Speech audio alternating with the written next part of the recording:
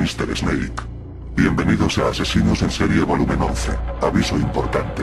Las siguientes historias pueden herir gravemente la sensibilidad. Solo recomendado para mayores de 18 años. Y con el primer asesino, uno de los peores asesinos sangrientos que ha tenido el mundo, Charles Manson. El satanista encubierto. Charles Myers Manson nació en Cincinnati, Ohio, Estados Unidos, el 12 de noviembre de 1934. Hijo ilegítimo de una joven adolescente de 17 años, Kathleen Maddox. Su verdadero padre es un misterio, a pesar de que su madre interpuso una demanda judicial para demostrar la paternidad de un hombre con el que convivió unos años. Como dijo el mismo Manson, su madre era una prostituta de 17 años. Su infancia transcurrió viajando de ciudad en ciudad hasta que a los 8 años su madre salió de prisión, donde cumplía una pena de 5 años por robo y agresión. Durante este tiempo convivió con su tía, una beata contraria a cualquier forma de placer, el cual consideraba pecaminoso. Vivió con su madre, alcohólica, unos años hasta que por medio de un robo reunió el dinero necesario para independizarse. A los 14 años fue detenido por primera vez y a partir de este momento su vida transcurrió entre fugas e ingresos en prisión, por lo cual se podría decir que su formación fue la que recibió en centros penitenciarios con otros presos. Recién cumplida su mayoría de edad ya contaban entre sus hazañas el robo, una violación homosexual a un compañero, agresiones y varias fugas. En 1953 con 19 años se casa con una enfermera de 17 años, habiendo tenido hasta ese momento solo relaciones homosexuales. Tuvo su primer hijo pero el matrimonio fracasó, y se divorciaron en 1958. Un año después se casó con una prostituta para que no declarara contra él y de ese matrimonio nació su segundo hijo. Posteriormente ingresó en prisión donde comenzó a formarse en el esoterismo y pasó a formar parte de la Iglesia de la Cienciología. Todo esto desencadenó en que en 1967, cuando abandonó la cárcel con 32 años, llevase 17 años de su vida en la cárcel. Esta formación esotérica le llevó a contar con un grupo de seguidores. Su familia, según su filosofía, solo los que les siguiesen se salvarían del apocalipsis. Manson, que se autodenominaba Satán, además de Jesucristo, el Espíritu, el Anticristo y el demonio, predicaba una curiosa doctrina, una mezcla de conceptos orientalistas y una reinterpretación de la Biblia. Hippies, drogas, sexo libre, rock, aquello era demasiado para un tipo que había aprendido a base de abusos a manipular a la gente y a ser temido por sus enemigos. El bueno de Manson fue bien acogido en la comunidad alternativa californiana. Tanto que se fue a vivir con una bibliotecaria y ecologista radical llamada Mary Brunner. Al poco tiempo, el tipo que posteriormente se autoproclamaría anticristo, metió en casa a una chica de 16 años que encontró en la calle. Esto no molestó a Mary, que creía firmemente en los principios hippies, dando lugar a lo que sería el germen de la familia, institución creada a la medida de Manson. Pronto comenzaron a recorrer toda la costa en un destartalado autobús escolar, predicando la palabra del ecologismo y el sexo libre, y captando la atención de numerosos seguidores. Eran ya una de las atracciones de Los Ángeles. Ricos, famosos y celebridades recibían con los brazos abiertos a la comuna. Como Dennis Wilson, batería de los Beach Boys, que los alojó en su casa. Y fue Wilson el que desencadenaría la ira de Manson. El chico de la playa le había presentado a un productor musical, hijo de Doris Day, que vivía en una lujosa mansión en la calle Cielo Drive 10500, lugar al que acudiría Manson cada 2x3, para convencerle de que le produjera un disco.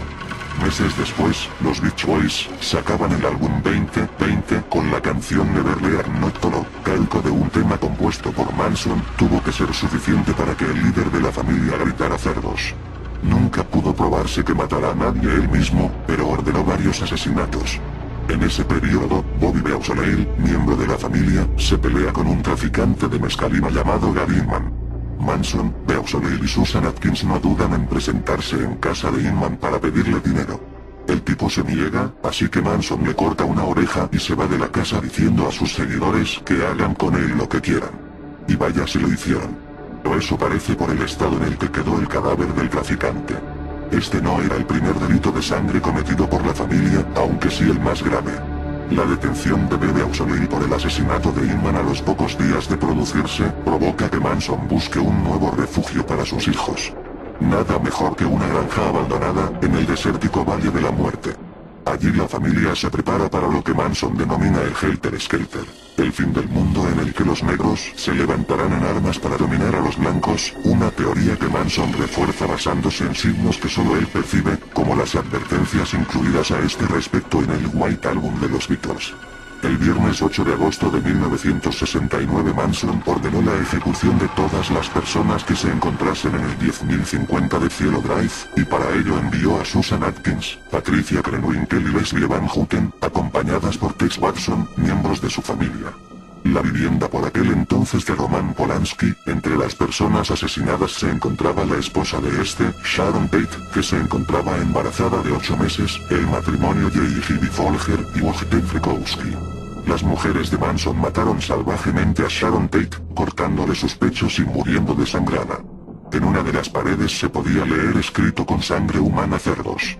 Al día siguiente, Manson organiza el asesinato del matrimonio LaBianca para extender el rumor de que ha comenzado una cacería por parte de negros radicales. Esta vez sí acude con el grupo, pero da instrucciones y se marcha antes de que empiece el espectáculo. Pocos días después detienen a S. Atkins acusada de participar en la muerte del traficante de mescalina. En prisión, habla largo y tendido sobre su maravilloso líder y sus aventuras con la familia. La policía detiene a Manson el 12 de octubre del 69 junto a otros miembros del clan, Marcel Petiot. El Doctor Muerte, desde muy joven, demostró un gran sadismo torturando y asesinando animales como gatos. Los psiquiatras que lo examinaron antes del juicio declararon que se trataba de un hombre en su sano juicio. Sin embargo, si nos detenemos a hacer un balance sobre cómo había sido su vida hasta entonces, nos encontramos con claros manifiestos de una mente desequilibrada desde su más tierna infancia. Nació el 17 de enero de 1897. Su padre murió cuando él tenía tan solo 5 años. Su madre murió 3 años después, así que el niño se fue a vivir con varios de sus tíos y tías. Tal vez por esta situación difícil, su educación no fue como la de un niño normal, ni mucho menos tuvo el afecto que estos necesitan en esos años tan cruciales de vida. De pequeño demostró una inteligencia considerable, pero al mismo tiempo revelaba ciertas tendencias sádicas que preocupaban a quienes le rodeaban.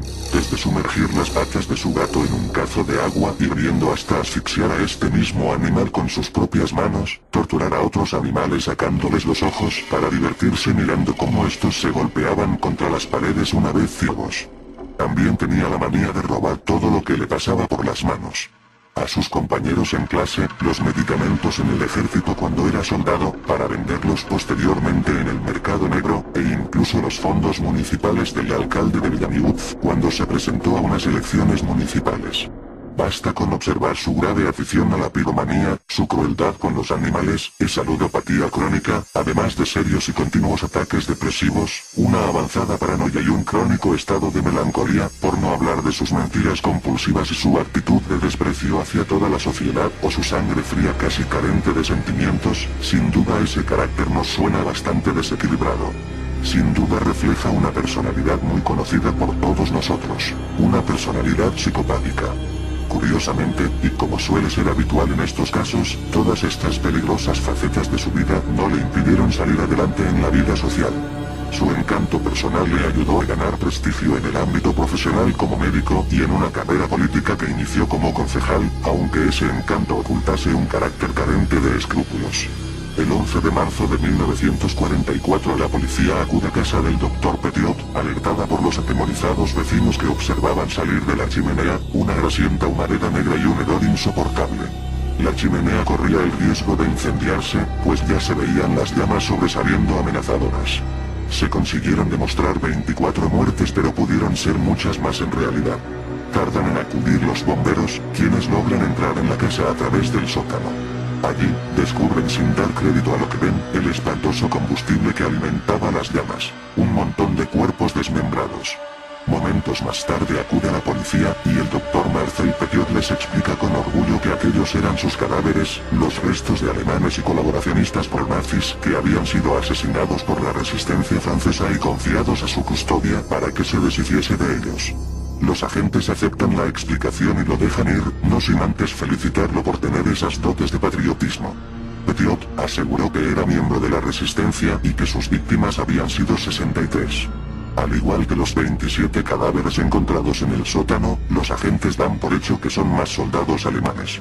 Pero cuando se constata que aquellas muertes no tenían que ver con la ejecución de colaboradores nazis, Petiot ya había huido en su bicicleta. A partir de ahí se llevó a cabo un minucioso registro de la casa, hallando además de los cadáveres despedazados, casi 150 kilos de tejido corporal calcinado y otros muchos cuerpos, descomponiéndose en un pozo del garaje que contenía cal viva.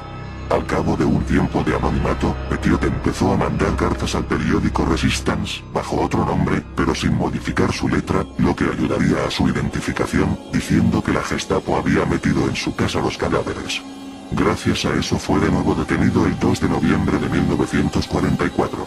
Su juicio comenzó en el Tribunal del Sena el 15 de marzo de 1945, ahí se descubrió la verdadera faceta del doctor. No era un luchador clandestino por la libertad, sino un criminal totalmente degenerado. Se le acusaba de 27 asesinatos por las evidencias de su sótano.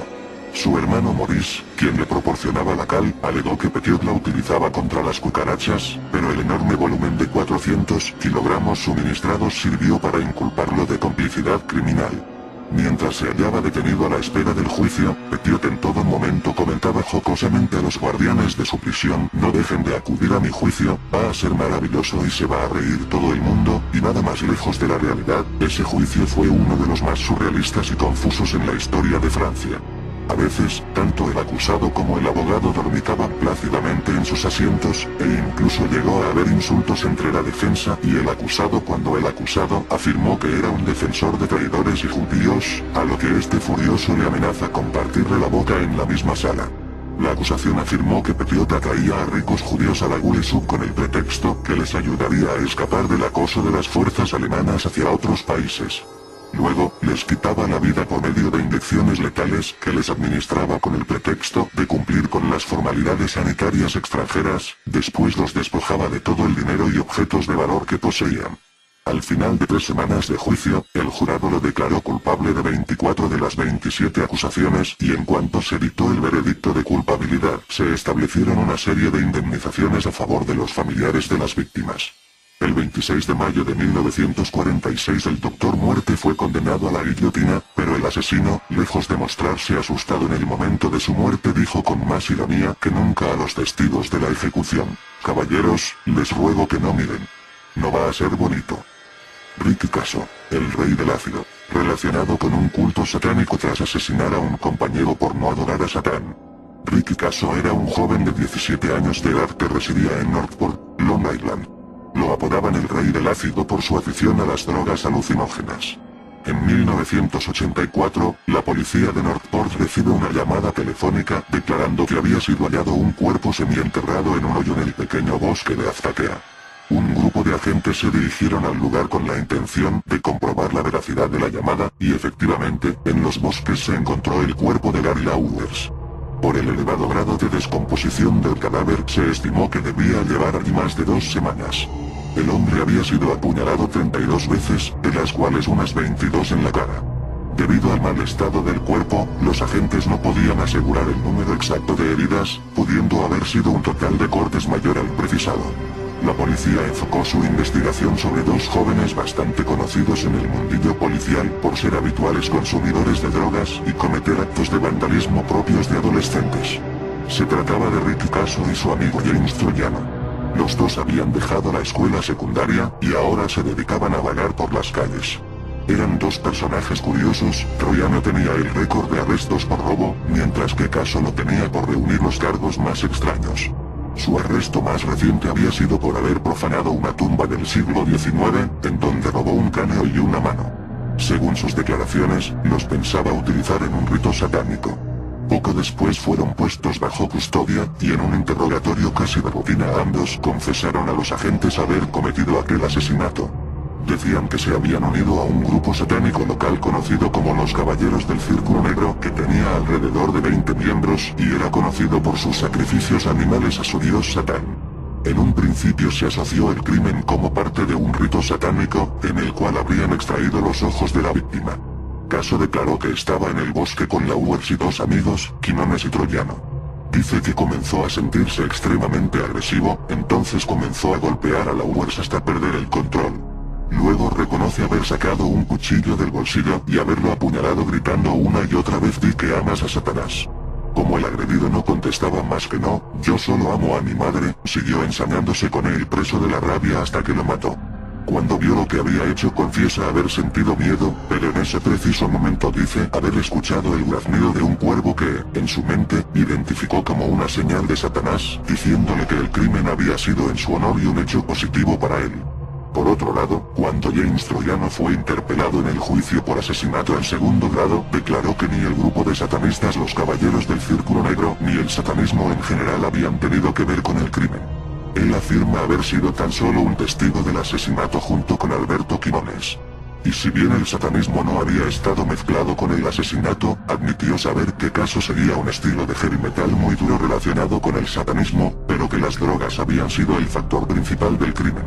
El acto que motivó el ensañamiento con la víctima había sido que la Uwers habría robado 10 papelinas de droga a Caso. Cuando el joven se enteró, el 16 de junio, decidió darle una lección a la Uwers. Los jóvenes testigos aseguran que el percance de los ojos ha sido un hecho accidental, pues Caso se los habría extraído durante el forcejeo que mantuvieron ambos con el cuchillo. Finalmente dicen haber recubierto el cadáver con hojas y haberlo abandonado en el bosque. En el juicio, Troiano mantuvo que él solo había sido un testigo y que no había participado en el asesinato. El jurado no lo declaró culpable. Para enredar más todas estas declaraciones contradictorias, el 7 de julio de 1984 a la 1 de la mañana, Richard Caso se suicida colgándose en su celda de la prisión de Rayberge, en Nueva York. Lo que verdaderamente pasó esa tarde en el bosque de Azaquea sigue siendo un misterio. Richard Ramírez, el acosador nocturno, se consideraba satánico y frecuentemente dejaba símbolos paganos en la escena del crimen.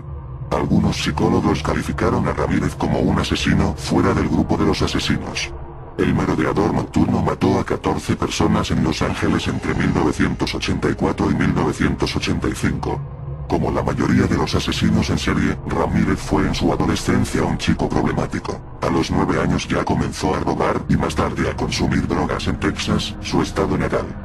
Una vez en Los Ángeles, comienza su carrera como asesino, sin unas pautas concretas, lo cual hacía más difícil su detención. Mataba a personas dándole igual sexo, raza, edad o condición. Las armas utilizadas iban desde un bate de béisbol a un puñal, pasando por varios tipos de pistolas.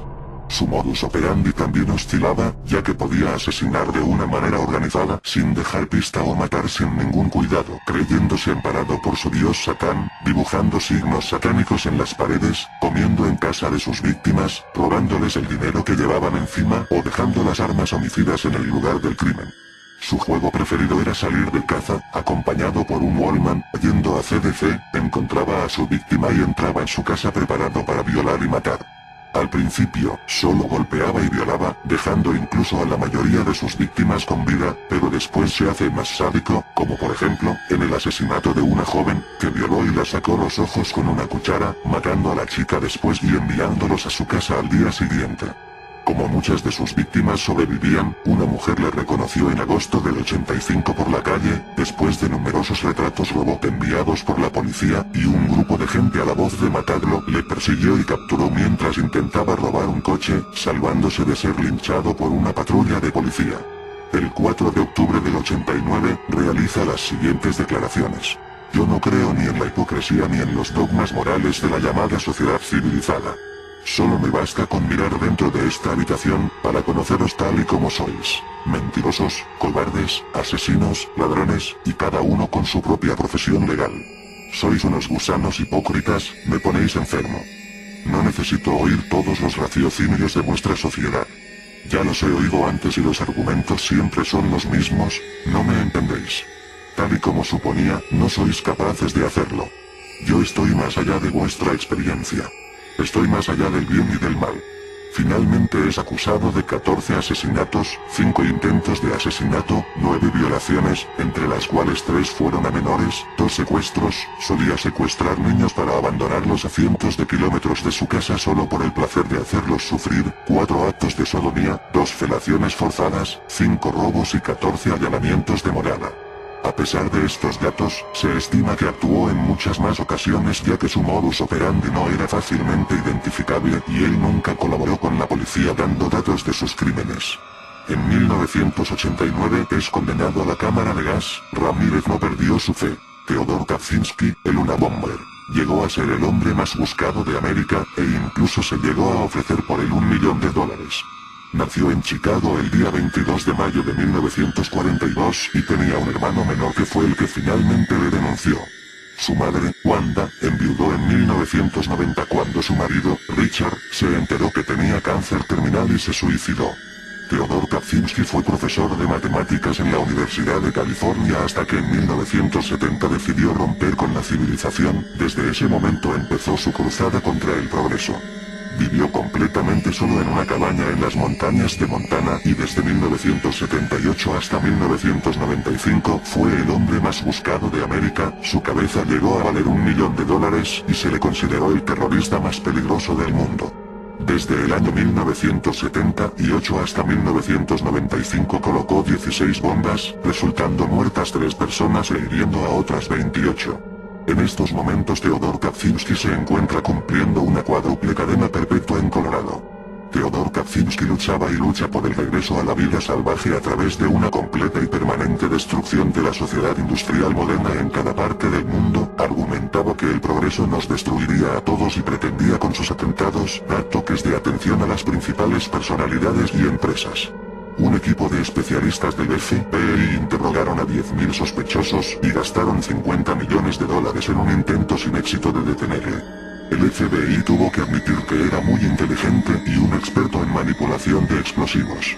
El primer dispositivo que colocó, una caja de cigarros que contenía cabezas de cerillas y detonadores, fue encontrada en el parking de la Universidad de Illinois, Chicago, el 25 de mayo de 1978.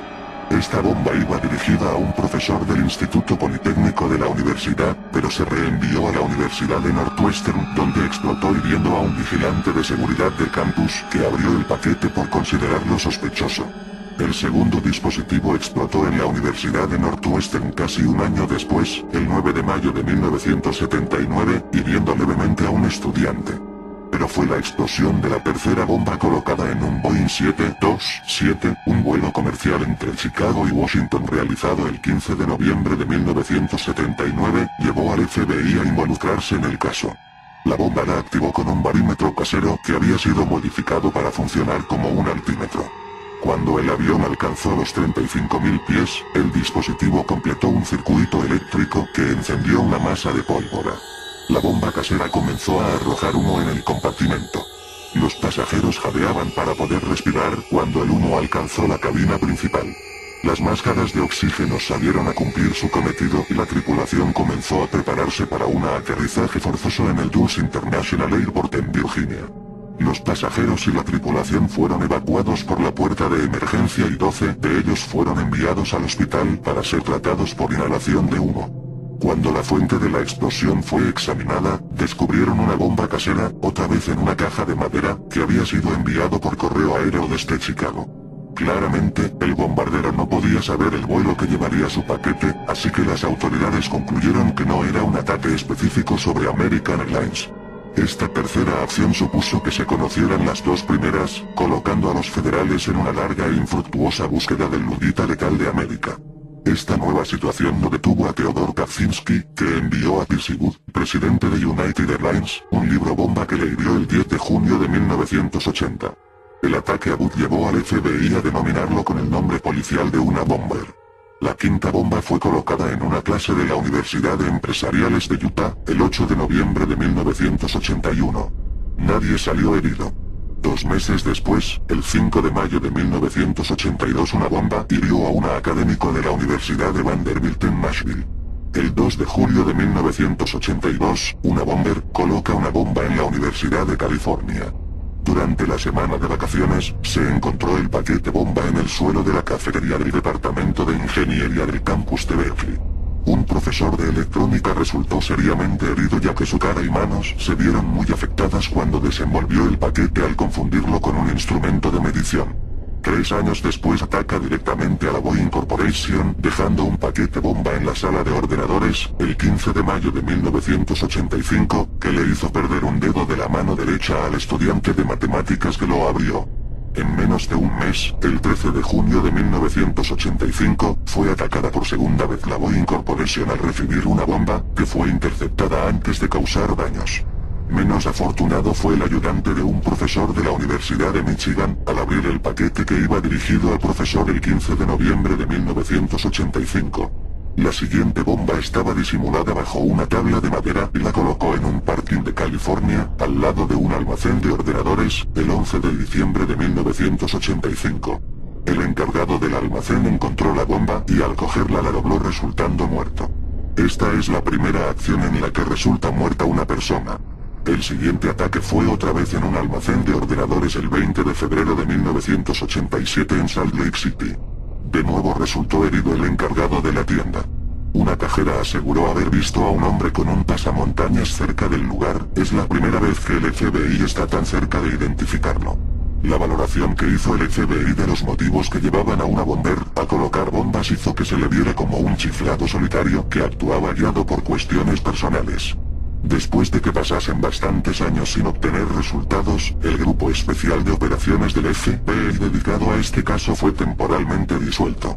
Pasaron 5 años hasta que una bomber colocó 2 nuevas bombas, una el 22 de junio de 1993 en la Universidad de California que hirió a un genetista, y la otra colocada 2 días después en la Universidad de Yale, causa heridas graves al conocido programador David Leonter.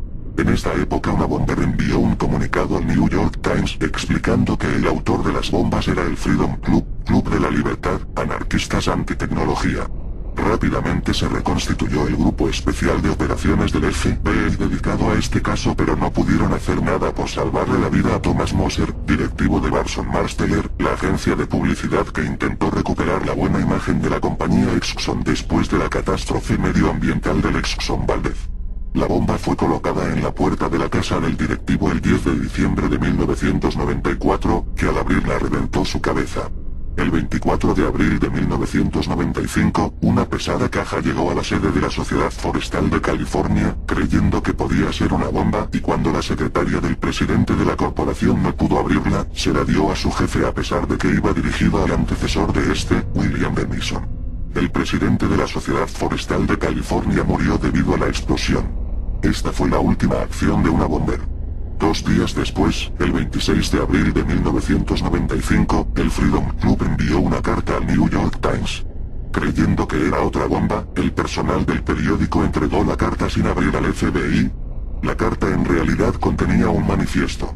Una bomber prometió que no llevaría a cabo más acciones si el manifiesto del Freedom Club, la sociedad industrial y su futuro, era publicado. Una bomber declaró: "Creemos que ha llegado el momento de publicar las ideas antitecnología". El New York Times accedió a publicar el manifiesto. La detención de Ted Kaczynski se debió más a una cuestión de suerte que a la labor del FBI. Su hermano David Kaczynski fue quien le delató, recibiendo la recompensa de $1 millón que se ofrecía, la mitad la entregó a los familiares de las víctimas. David siempre había intentado seguir el ejemplo de su hermano hasta el punto de construirse una cabaña y abandonar la sociedad civilizada. Pero al pasar cierto tiempo abandonó esta idea y regresó a su vida anterior. Durante el juicio, Theodore Kaczynski rechazó a sus abogados por querer basar su defensa en una aparente enfermedad mental, y propuso que Tony Serra, un abogado célebre por defender a grupos radicales, llevase su caso.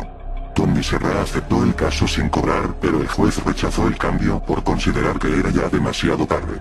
Finalmente fue condenado a una cuádruple cadena perpetua a cumplir en una prisión de máxima seguridad, acabando con una cadena de atentados que duraron 18 años y le convirtieron en el criminal más perseguido de América del Norte. Thierry Paulin, el monstruo de Montmartre.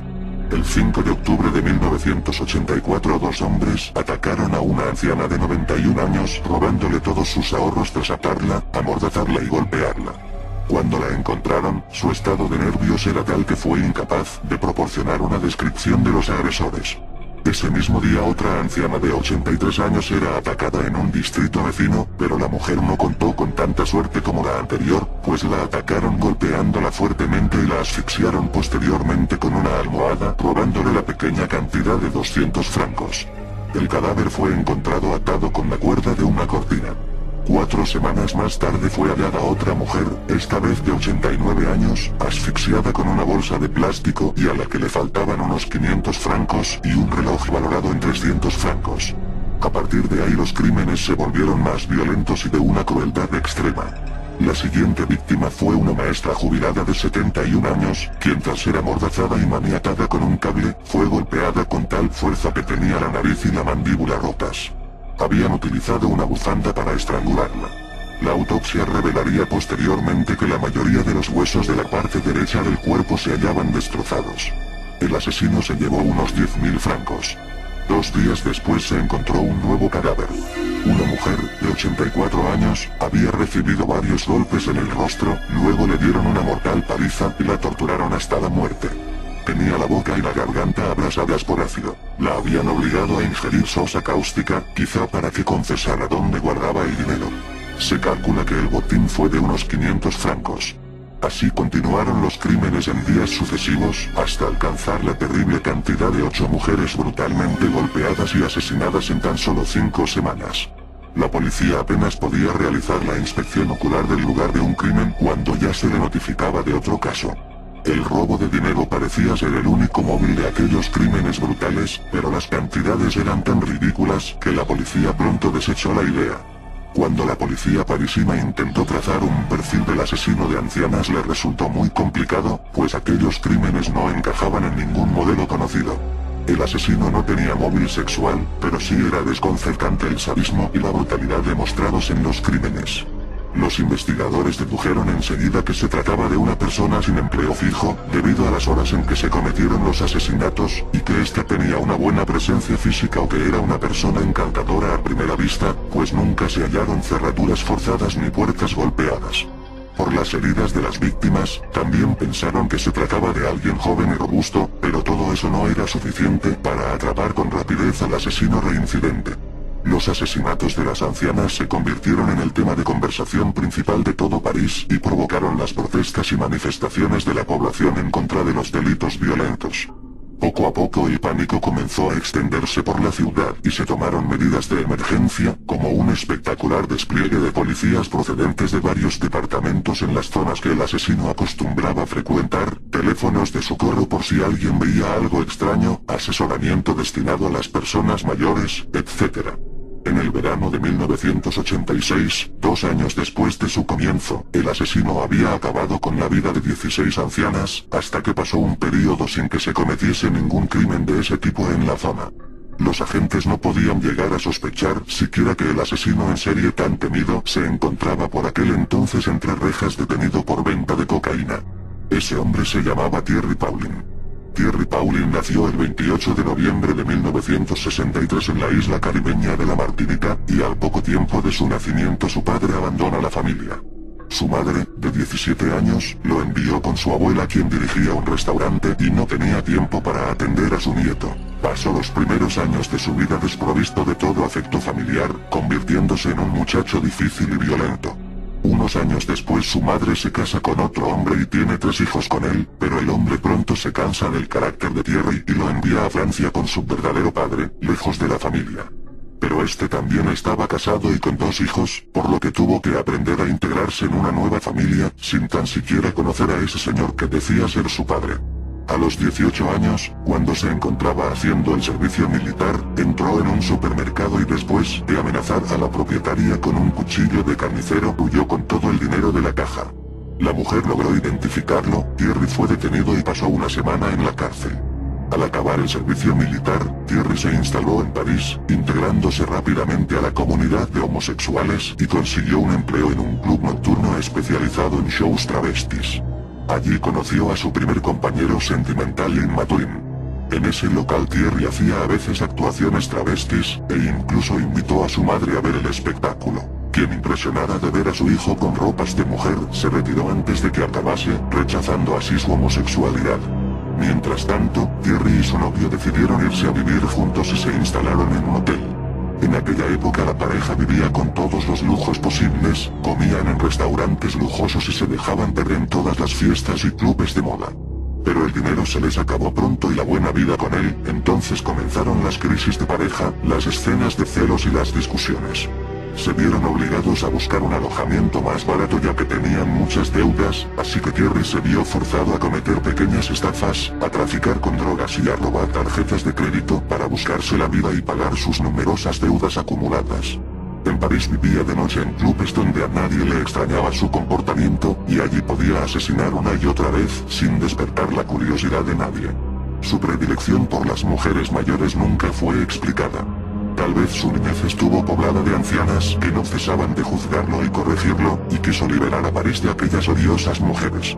Su constante preocupación era llamar la atención de los demás, estar siempre rodeado de gente e invitarlos a sus fiestas, lo que le proporcionaba gran cantidad de amigos de conveniencia engañados a base de comprarlos con alcohol y cocaína. De hecho, una vez en la cárcel, Thierry se dedicaba a recortar las notas de prensa que hablaban de él. Siempre narcisista, su aspecto físico continuó siendo su gran obsesión. Antes de ser encarcelado se le habían tomado unas muestras de sus huellas dactilares, pero por aquel entonces los sistemas informáticos de que disponía la policía eran bastante limitados, por tal motivo eran los mismos agentes los que realizaban la dura y larga tarea de comparar todas las huellas digitales. Para empeorar las cosas, Thierry había sido arrestado no en París, sino en otro distrito, y las huellas las habían guardado en otros archivos. Además, el delito por el que había sido inculpado no requería el cotejo en los mismos archivos con las huellas de los inculpados por delitos de agresión o homicidio. Por el momento ninguna prueba lo inculpaba, y nadie podía imaginar que ese hombre era el asesino de las 16 mujeres. Cuando Thierry obtuvo la libertad tras estar 12 meses entre rejas por venta de drogas, reanudó su vida y sus viejas costumbres. Una de ellas fue la de seguir asesinando, mientras la policía de París seguía investigando los crímenes. Pero esta vez los agentes contaban con un as en la manga. La primera víctima de Thierry, la señora de 91 años a la que había atacado para robarle sus ahorros, se había ido recuperando del trauma y 3 años después les proporcionó una detallada descripción del agresor. Inmediatamente se distribuyó su retrato robot, hablado, por todas las comisarías de París y sus alrededores, y al poco tiempo Thierry era identificado y detenido. Tras comprobar que sus huellas correspondían con las tomadas en los lugares de los crímenes, fue interrogado sin interrupción durante 43 horas seguidas por la brigada criminal, y terminó confesándose autor de más de 20 crímenes. Lo que dejó atónitos a los policías era la indiferencia con la que Thierry describía a los mismos, absolutamente incapaz de comprender la terrible gravedad de lo que había hecho. Para él, la vida de un ser humano carecía por completo de valor.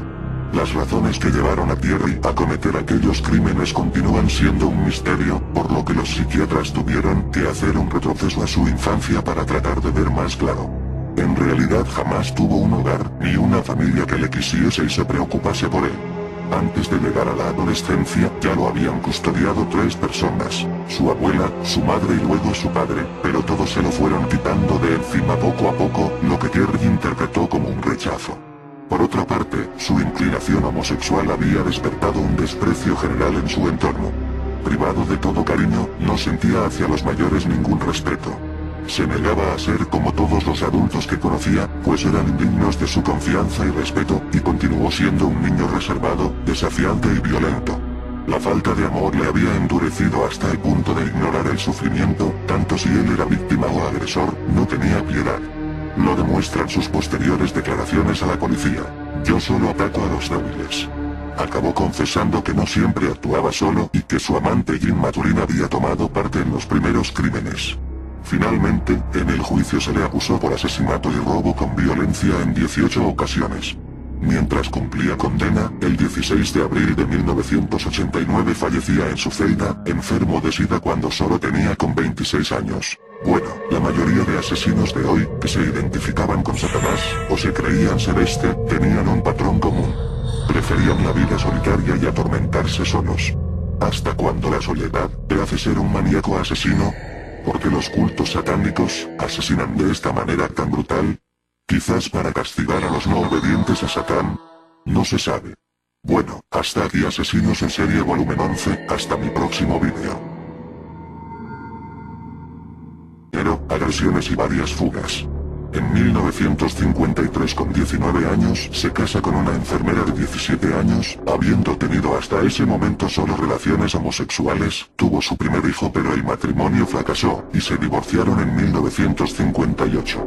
Un año después se casó con una prostituta para que no declarara contra él y de ese matrimonio nació su segundo hijo.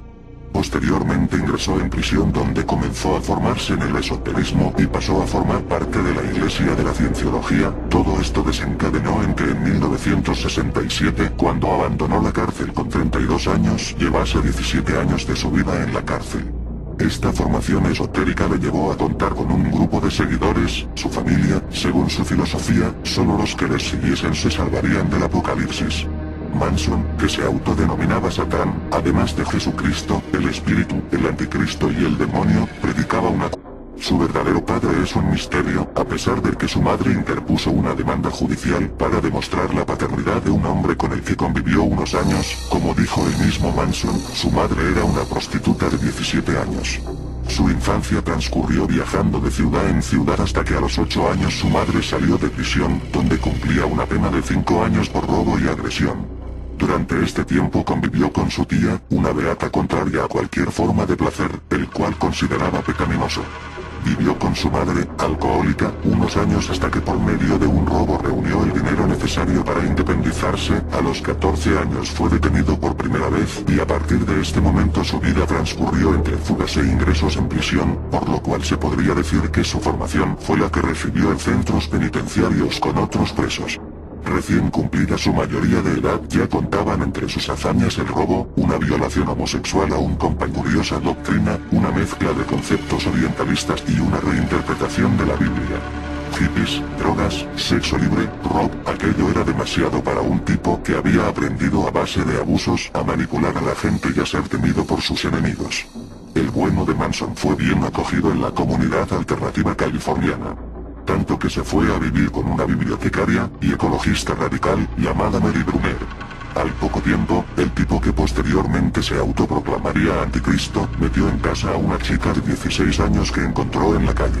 Esto no molestó a Mary, que creía firmemente en los principios hippies, dando lugar a lo que sería el germen de la familia, institución creada a la medida de Manson. Pronto comenzaron a recorrer toda la costa en un destartalado autobús escolar, predicando la palabra del ecologismo y el sexo libre, y captando la atención de numerosos seguidores. Eran ya una de las atracciones de Los Ángeles.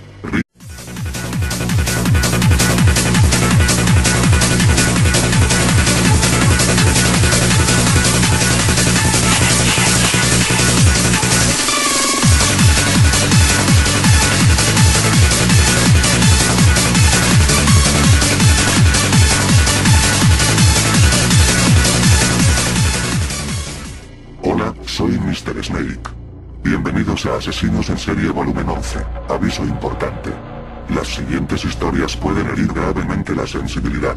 Solo recomendado para mayores de 18 años. Y con el primer asesino, uno de los peores asesinos sangrientos que ha tenido el mundo, Charles Manson. El satanista encubierto. Charles Myers Manson nació en Cincinnati, Ohio, Estados Unidos, el 12 de noviembre de 1934. Hijo ilegítimo de una joven adolescente de 17 años, Kathleen Maddox. Chicos, famosos y celebridades recibían con los brazos abiertos a la comuna. Como Dennis Wilson, batería de los Beach Boys, que los alojó en su casa. Y fue Wilson el que desencadenaría la ira de Manson.